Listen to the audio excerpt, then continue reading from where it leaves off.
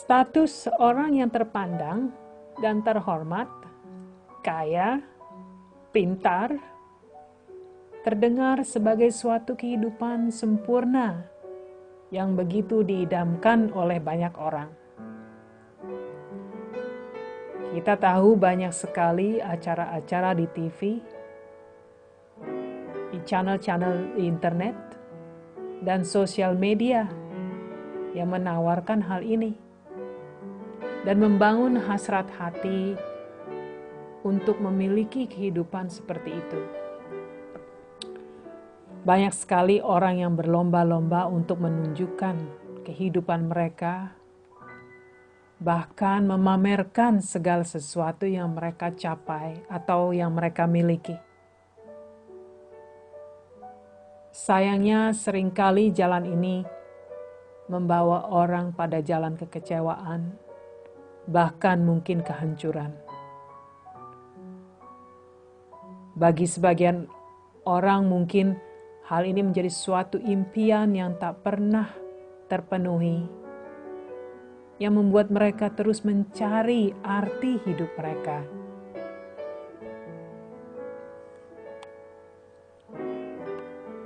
Apakah kiranya jawaban saudara apabila seorang menyuruh saudara untuk menjual segala harta kekayaan yang saudara miliki, rumah dan seisinya, dan memberikannya hasil penjualan itu kepada orang-orang miskin? Mungkin saudara akan berpikir beberapa kali sebelum saudara dapat menjawab atau mungkin melakukannya. Saudaraku, bukankah itu perintah Yesus kepada orang yang berlari padanya dalam bacaan Markus 10 yang baru kita dengar?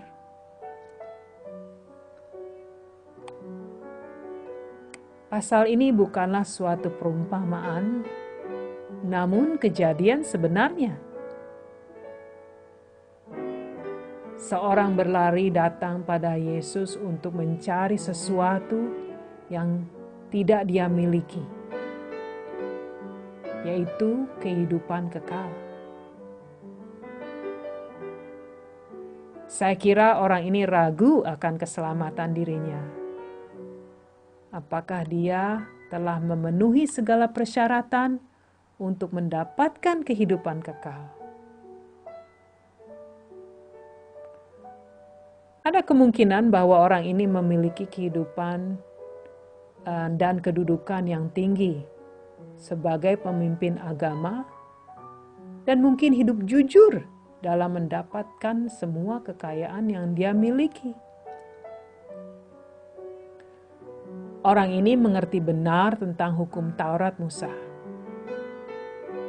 Dia menyatakan telah menjalani semua hukum Taurat sejak masa mudanya, saudara. Apakah orang itu menyadari bahwa dia berbicara berhadap-hadapan pada Anak Allah, Yesus Kristus? Saudaraku, Tuhan Yesus mengasihinya dan berkata, "Hanya satu lagi kekuranganmu. Pergilah, jualah apa yang kau miliki, dan berikanlah itu kepada orang-orang miskin. Maka engkau akan beroleh harta di sorga. Kemudian datanglah kemari dan ikutlah aku." Setelah mendengar perkataan Yesus, orang itu kecewa, saudara, dan sedih karena dia harus menjual semua yang dia miliki untuk mengikuti Yesus. Pasal ini tidak menjelaskan apakah pada akhirnya orang itu melakukan apa yang Yesus perintahkan. Saudaraku, Yesus menguji hatinya.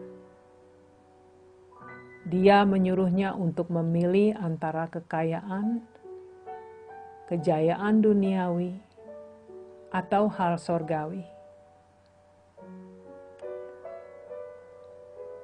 Saudaraku, janji akan kehidupan yang kekal diberikan pada mereka yang hati dan hidupnya benar-benar untuk Kristus. Mereka yang mengakui Yesus adalah Allah dan mengikutinya dengan segala harga yang tinggi dan pengorbanan hidup. Yesus mengasihi orang itu, saudara. Dia ingin memberikan karunia keselamatan, namun orang tersebut melihat harga yang begitu tinggi yang harus dia bayar.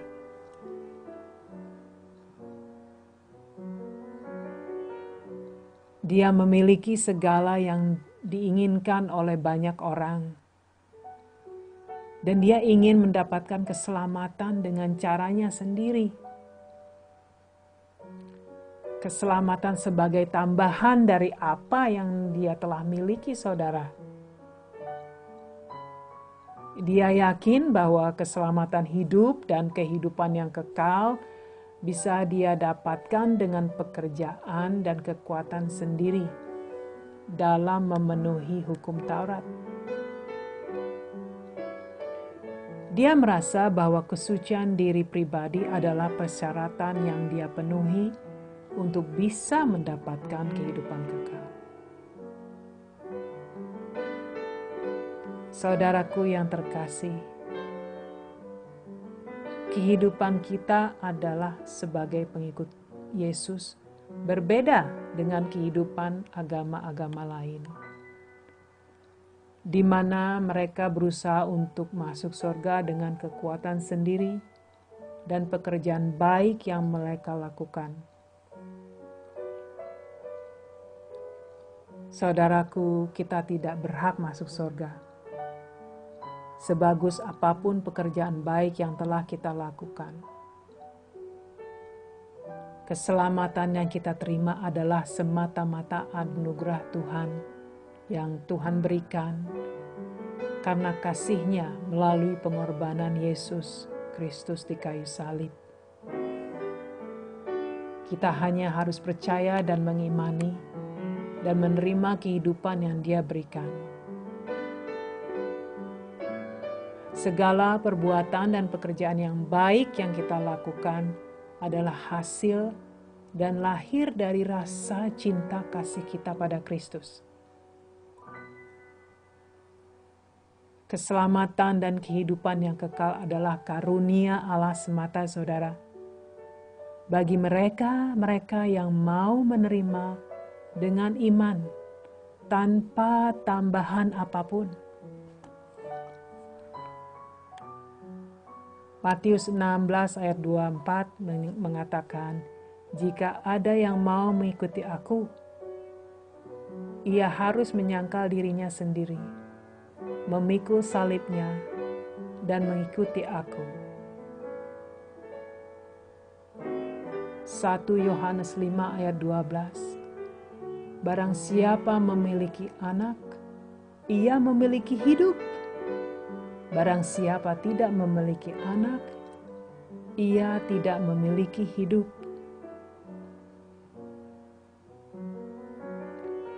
Saudaraku terkasih, seperti Yesus menguji hati orang itu, bahwa apakah dia mau menanggalkan dan melepaskan semua yang dia miliki.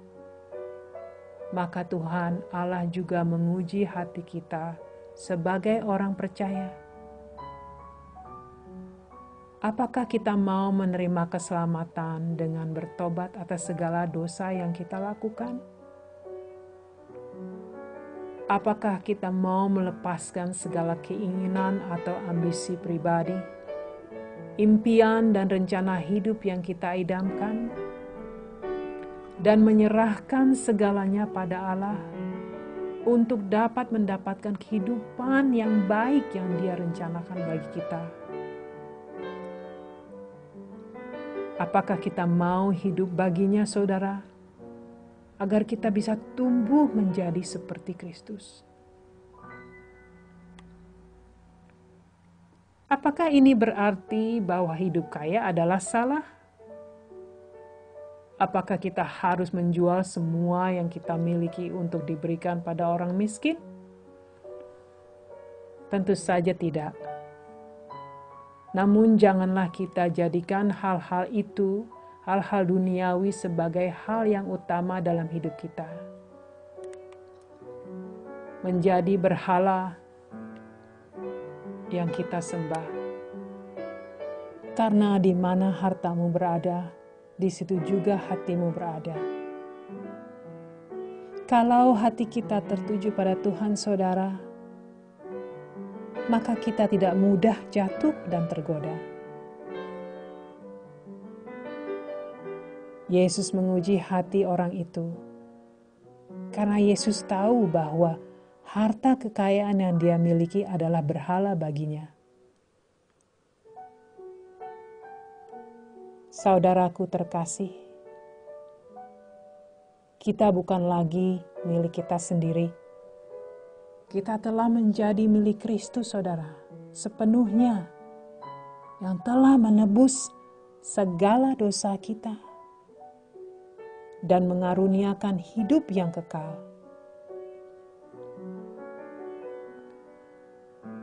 Saya tidak bisa meyakinkan saudara. Hanya Roh Kuduslah yang bisa membuat saudara mengerti. Dia bekerja di hati kita. Dia bekerja di hati saudara. Saudaraku, tidak ada kehidupan yang lebih baik selain daripada kehidupan dalam Kristus. Karena disitulah kebahagiaan sesungguhnya yang tidak bisa ditawarkan oleh dunia ini.